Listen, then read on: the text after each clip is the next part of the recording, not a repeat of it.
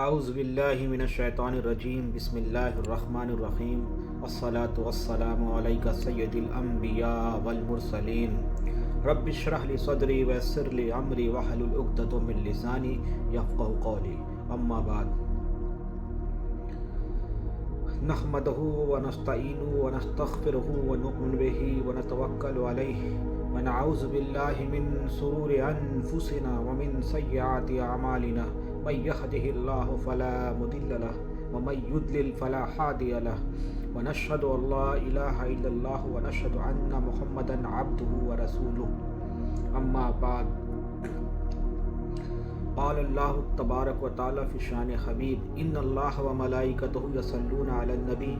يا ايها الذين امنوا صلوا عليه وسلموا تسليما فاذكروني اذكركم واشكروا لي ولا تكفرون اما بعد وما علينا الا البلاغ.